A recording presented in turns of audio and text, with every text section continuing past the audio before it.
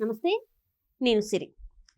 Megastar Chiranjeevi గారికి ప్రధానమంత్రి మోదీ గారు వేవ్స్‌లో స్థానం ఇవ్వడం జరిగింది. సో, దీనికి సంబంధించి మరిన్ని విషయాలు మనకి వివరించడానికి మనతో పాటు ఉన్నారు ప్రముఖ సీనియర్ జర్నలిస్ట్ జగదేవ్ గారు. నమస్కారం సార్. నమస్తే. సార్, ఇప్పుడు చూస్తుంటే మన టాలీవుడ్ నుంచెళ్ళి వేవ్స్‌లో మెగాస్టార్ చిరంజీవి గారికి అంటే ఆ ప్లేస్ ఇచ్చి తనతో మాట్లాడిపించడం ఒక ఇంత కూడా అందరికీ సంతోషం. అంటే ముందు చిరంజీవి గారు సంతోషపడుతున్నారు. సో, ఏంటి సార్ అసలు ఈ వేవ్స్‌కి సంబంధించి ఇదంతా అసలు ఇది దేనికి సంబంధించింది అసలు ఇదంతా కూడా? యాక్చువల్గా ఇది వేవ్ అంటే దాని ఎక్స్పాన్షన్ ఏంటంటే world audio visual and entertainment సంబంధించిన ఒక సమ్మిట్ జరగబోతుంది. సో దీనికి ఆడియో అండ్ విజువల్, జనరల్గా రేడియో అంటే ఓన్లీ కేవలం ఆడియో, అదే టీవీ అనుకోండి లేదా యూట్యూబ్ అనుకోండి వీడియో అండ్ ఆడియో రెండూ ఉంటాయి. బట్ ఆడియో ఇచ్చే ఇంపాక్ట్ కన్నా వీడియో ఇంపాక్ట్ చాలా ఎక్కువగా ఉంటుంది. మనకు అది కళ్ళ ముందు కనబడుతున్నప్పుడు అది గుర్తుండిపోతుంది కదా. సో దానికి సంబంధించిన world audio and visual nothing but video entertainment summit కాబట్టి ఈ ఎంటర్టైన్మెంట్ సంబంధించిన వాళ్ళు ఎవరు ప్రధానంగా ప్రసార మాధ్యమాలు, సినిమా బలమైన ప్రసార మాధ్యమం. సో దాంట్లో ఉన్న వాళ్ళని, నిష్ణాతుల్ని ఎవరైతే ఉన్నారో వీళ్ళని ఒకసారి మనకి ప్రధానమంత్రి నరేంద్ర మోదీ గారు ఆయన ప్రధానమంత్రి అయిన తర్వాత రెండోసారి అయిన తర్వాత మన్ కీ బాత్ అని ప్రతిసారి రేడియో ద్వారా మాట్లాడుతున్నారు, ఆల్ ఇండియా రేడియోలో. వాళ్ళతో మన్ కీ బాత్ వాళ్ళు అవసరమైతే ఆయన ఫోన్ చేసి మాట్లాడచ్చు, లేదంటే ఆయన అభిప్రాయాలు తెలియపరచడం. దాన్ని చాలామంది కోట్లాది మంది వింటున్నారు కూడా రేడియో ద్వారా, ఈవెన్ ఎఫ్ఎం వాటిల్లో కూడా టెలికాస్ట్ చేసేలాగా చేస్తున్నారు. సో ఇప్పుడు ఏంటంటే ఆయన ఒక గ్రూప్ సంథింగ్ జూమ్ కాల్ లాగా, Google Duo or Zoom call టైప్లో ఒక ఇలాంటి ఎంటర్టైన్మెంట్కి సంబంధించి ప్రసార మాధ్యమాలకు సంబంధించిన వాళ్ళు ప్రముఖులతో ఆయన లైవ్లో మాట్లాడడం జరిగింది. అందులో మన చిరంజీవి గారు ఒకరు, ఈవెన్ నాగార్జున గారు కూడా ఉన్నారు అందులో. సౌత్ నుంచి రజనీకాంత్ గారు, చిరంజీవి గారు, నాగార్జున గారు, అలాగే ఏఆర్ రెహమాన్ గారు. ఎందుకంటే ఆడియో అండ్ విజువల్ అంటే క్లిప్పింగ్ది, ఆడియో అంటే సంగీతం అవ్వచ్చు, లేదంటే మంచి మాట కూడా అవ్వచ్చు. సో ఏఆర్ రెహమాన్ లాంటి వాళ్ళు, రజనీకాంత్ గారు లాంటి వాళ్ళు, చిరంజీవి గారు లాంటి వాళ్ళు, even the Asian biggest star Amitabh Bachchan గారు లాంటి వాళ్ళు కూడా ఆయన తీసుకొని మనం ఎలా తీసుకెళ్దాం, ఎలా నడుపుతాం అని సలహాలు సూచనలు అడగడం. అందులో మనకి బాలీవుడ్ నుంచి అమీర్ ఖాన్ గారు, తర్వాత అక్షయ్ కుమార్ గారు కూడా ఉన్నారు. ఇట్లాంటి ప్రముఖులు, అనిల్ కపూర్ గారు కూడా, ఆయన కూడా నేను చూశాను. సో ఇట్లాంటి ప్రముఖులందరి ద్వారా వాళ్ళ యొక్క అభిప్రాయాల్ని, వాళ్ళంటే ఈ ఇండస్ట్రీలో కొన్నేళ్ల తరబడి ఉన్న వాళ్ళే. ఇప్పుడు చిరంజీవి గారు అనుకోండి, ఆల్రెడీ 70 దగ్గరలో వచ్చినా కూడా ఈ రోజుకి ఒక స్టార్గా సినీ రంగంలో ఉండనే ఉన్నారు. ఈవెన్ రాజకీయ అనుభవం కూడా ఉంది ఆయనకి, కేంద్ర మంత్రిగా పనిచేసిన అనుభవం కూడా ఉంది. ఎందుకంటే ఆయన పర్యాటక మంత్రిగా ఏదో చేశారు అప్పట్లో, కేంద్ర మంత్రిగా కాంగ్రెస్ ప్రభుత్వం ఉన్నప్పుడు.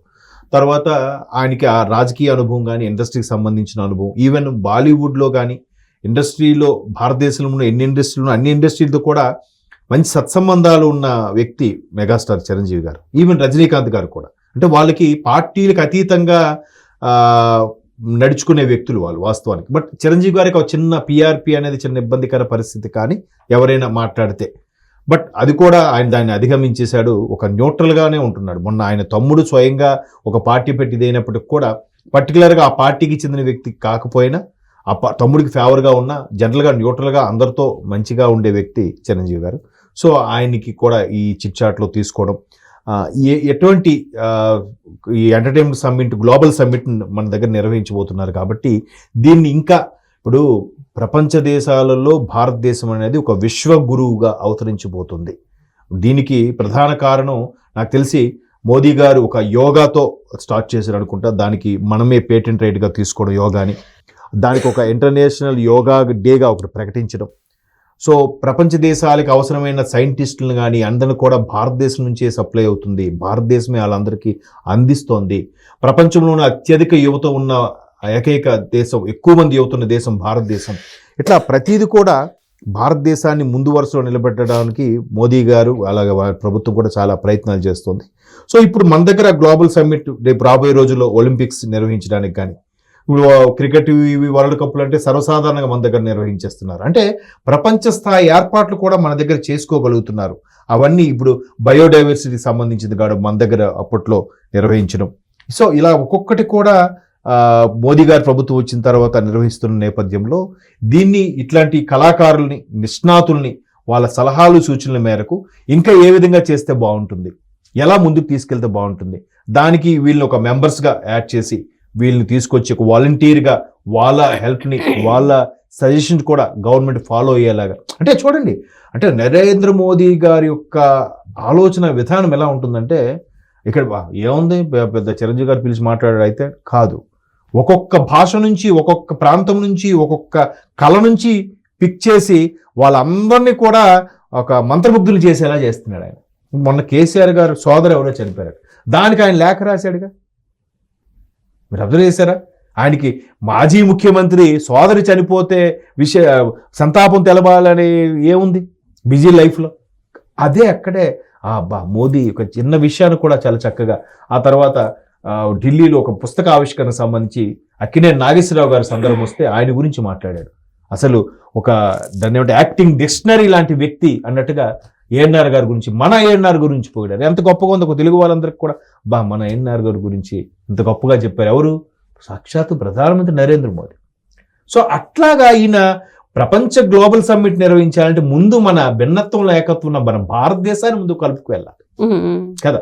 ఇన్ని భిన్న భాషలు, విభిన్న రకాల జాతులు, విభిన్న రకాల సంస్కృతులు, వీటన్నిటినీ ఒక తాటి మీద తీసుకురావడం ఎంత కష్టమైన పని. బట్ దాన్ని చాలా సింపుల్గా చేశాడు.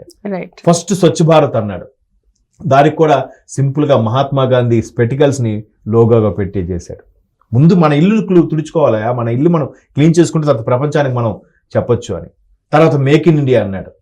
అంటే ఇట్లాంటి థాట్స్ నిజంగా ఆయనకి ఎవరు చెప్తారా, లేకపోతే ఆయనే ఉంచుతారా? నిజంగా కూటమి ప్రభుత్వంలో ఇంత బాగా ఎవరు సలహా ఇచ్చినా, కింద స్థాయి సలహా ఇచ్చినా పై వరకు తీసుకెళ్లి దాన్ని ఇంప్లిమెంట్ చేయడం అనేది గొప్ప విషయం. చాలామంది చాలా సంస్థల్లో చిన్న కంపెనీలో వాడు చిన్న ఉద్యోగి కదా, వాడికేం తెలుసులే, మేమంటే దేశాలు తిరిగి వచ్చాం అనుకుని ఫీల్ అయ్యే వాళ్ళు ఉన్న ఈ రోజుల్లో ప్రతి ఒక్క చిన్నవాడి సలహా కూడా పాటించి సంస్థ అభివృద్ధికి లేదా సంస్థ గ్రోత్కి లేదా భారతదేశ ప్రజాస్వామ్య గ్రోత్కి ఉపయోగపడేలాగా ప్రతిదీ కూడా వాళ్ళ దగ్గర నుంచి సలహాలు సూచనలు తీసుకోవడం అనేది గొప్ప విషయం.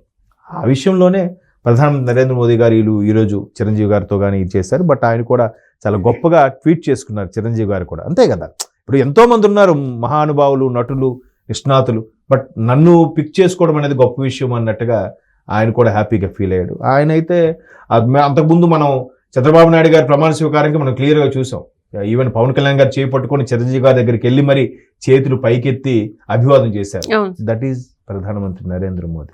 ఇక్కడికి వచ్చినప్పుడు కూడా, అంటే మన సంక్రాంతికి కూడా స్టార్టింగే 2-3 పదాలు తెలుగులోనే ముందు వాళ్ళకి, మన తెలుగు వారికి బాగున్నారా, నమస్కారం అని చెప్పి ఒక 2 పదాలు తెలుగులో మాట్లాడి ఆ తర్వాత ఆయన హిందీలో స్పీచ్ ఇవ్వడు. అంటే అలాంటి చిన్న చిన్నవే కానీ దాని ఇంపాక్ట్ చాలా పెద్దగా ఉంటుంది కదా. సో ఎప్పుడైనా సరే చూడండి, మన ఇప్పుడు ప్రపంచ గ్లోబల్ సమ్మిట్ అంటే ప్రపంచ స్థాయిలో ఉండే వాళ్ళందరూ కూడా ఇక్కడికి వస్తారు. ఆడియో విజువల్ ఎక్స్పర్ట్స్ అందరూ, వాళ్ళందరికీ కూడా మనం ఆతిథ్యం ఇచ్చినప్పుడు ఎప్పుడైనా సరే చూడండి, మన దగ్గర అంత ఇంపాక్ట్గా ఆడియో విజువల్ లేకపోవచ్చు, దానికి సంబంధించిన నిష్ణాతులు కూడా లేకపోవచ్చు, బట్ వాళ్ళకి రిసీవింగ్, మనం ప్రేమతో ఆహ్వానించడం. ఇప్పుడు షాప్కి వెళ్ళారు, అక్కడ వాడి కలర్స్ నచ్చకపోయినా వాడి రిసీవింగ్ బాగుంటే అది ఏదో ఒకటి తీసేసుకోవాలనిపిస్తుంది, అది కదా. కాబట్టి ఆ సందర్భంగా చిరంజీవి గారు కూడా మాట్లాడడం, మళ్ళీ ఆయన పర్సనల్గా ఆయన ల్యాప్టాప్లో లాగిన్ అవ్వడం, అది కూడా ఆయన షేర్ చేసుకున్నారు ఎక్స్లో. సరదా అనిపిస్తుంది కదా అలాంటివి చూస్తే. Right sir, right. Thank you so much sir.